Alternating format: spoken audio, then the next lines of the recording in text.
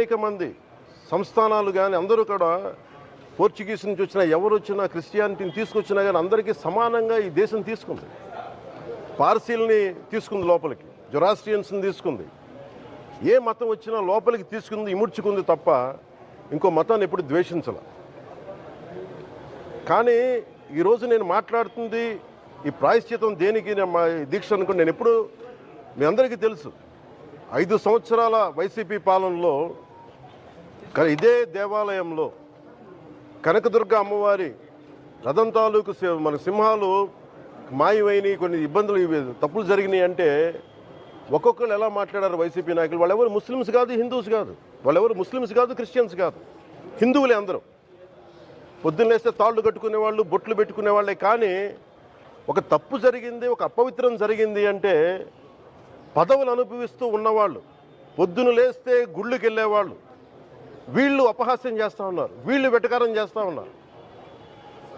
ఈ ఎంటైర్ ఈ విషయంలో వాళ్ళు మతం పుచ్చుకున్నారా లేదా నాకు అన్నీ తెలియదు. వైవి సుబ్బారెడ్డి గారు ఉన్నారు, భూమన కరుణాకర్ రెడ్డి గారు ఉన్నారు, వారి కుటుంబ సభ్యులు ఉన్నారు. ఎవరైనా సరే మీరు మతం పుచ్చుకున్నారా లేదా నాకు తెలియదు. అవన్నీ అది మీ బయటికి చెప్పుకుంటారా లేదు నాకు తెలియదు. నేను అది కూడా మాట్లాడట్లా. కానీ మీరు బాధ్యత తీసుకున్నారు. మీరు హైందవ ధర్మాన్ని కాపాడుతానని మీరు బాధ్యత తీసుకున్నప్పుడు కాపాడాల్సిన అవసరం మీ మీద ఉంది. బోర్డుని మీరు స్థాపించారు, మేము స్థాపించాల. తప్పులు జరిగినాయి. తప్పులు జరిగితే వైఎస్ జగన్ గారు ఏం చెప్పాలి? ఒకవేళ నాకు తెలియకుండా మేము ఆయన బ్లేమ్ చేయట్లా. కానీ మీ ఆధ్వర్యంలో జరిగింది, మీరు కాన్స్టిట్యూట్ చేసిన బోర్డు వల్ల జరిగిన తప్పిదాలు ఇవి, మేము కనుగొన్నాం. ల్యాబ్ టెస్టులు ఇవన్నీ మేము ఆటలాడతామా? ఇవన్నీ బాధ్యత లేదా? కనుక చాలా బలమైన సనాతన ధర్మాన్ని పాటించేవాడిని. దాకా మా ఇంట్లో రామనామం ఉండేది, రామ జపం ఉండేది మా ఇంట్లో. అలాంటి రామభక్తులం మేము. కానీ రామతీర్థం విగ్రహాన్ని, రాముడి విగ్రహాన్ని శిరచ్ఛేదం జరిగినప్పుడు ఒక సగటు సనాతనవాదిగా, సగటు హిందువుగా బయటకు వచ్చి చాలా గొడవలు చేయగల సత్తా ఉన్నవాడిని గుర్తుపెట్టుకోండి. ఇది ముఖ్యంగా వైసీపీ నాయకులకి, నన్ను విమర్శించే దేశ యావత్తు నన్ను విమర్శించే ప్రతి ఒక్కరికి తెలియజేస్తున్నా.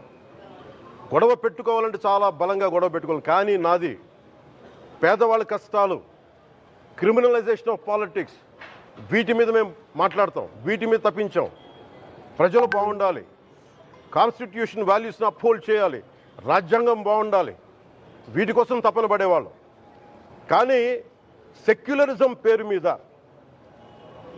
Secularism is not one way, it's 2 way. Secularism అంటే కూర్చోబెట్టి ఒక్క సైడ్ నుంచి వచ్చేది కాదు, అన్ని సైడ్ నుంచి రావాలి. ఇది చాలా ఆవేదన కలిగిస్తుంది. కొన్ని దశాబ్దాలుగా చూస్తున్నారు ప్రతి హిందువు. దీంట్లో మిగతా మతాల ప్రస్తావన కంటే కూడా నేను ఎక్కువ ప్రస్తావన చేస్తుంది హిందూ ధర్మాన్ని పాటించి, వాళ్ళు వ్యక్తిగతంగా పాటించి బయటకు వచ్చేటప్పటికి మీడియా వారి కోసమో లేదంటే ఇంకొంత ఎవరైనా సాటిస్ఫై చేయడం కోసం తెలియదు, కానీ సాటి హిందువులు తోటి హిందువులను తిడుతూ ఉన్నారు. ఇది చాలా ఆక్షేపణీయం. దీంట్లో నేను ముస్లిమ్స్ నిందించట్లా, అది క్రిస్టియానిటీ నిందించట్లా. కానీ బాధ్యత తీసుకున్న హిందువుల్ని నేను నిందిస్తున్నాం. బాధ్యత మీది.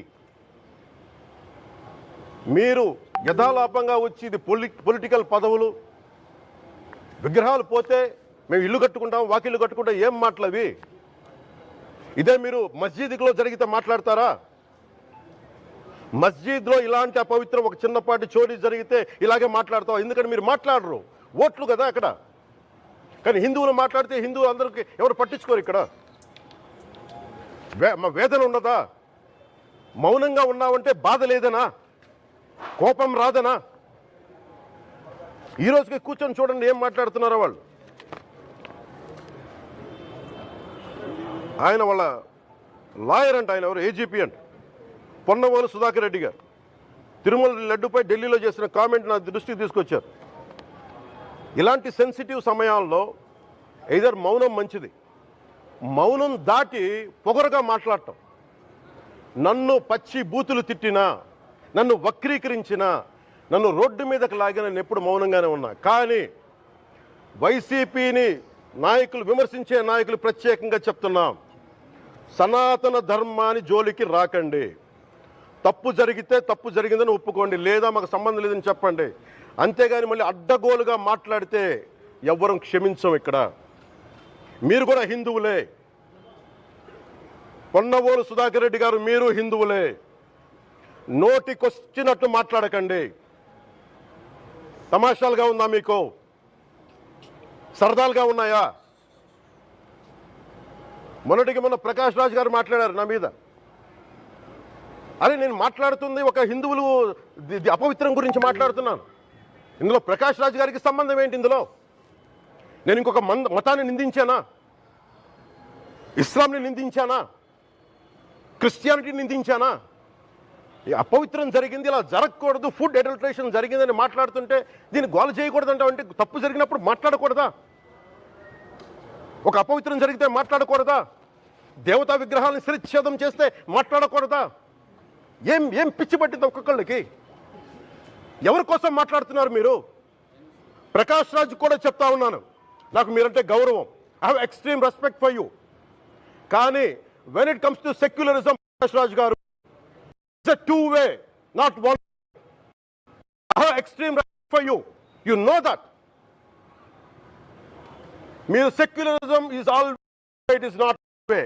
హిందువుల మీద దాడి వచ్చి మాట్లాడడం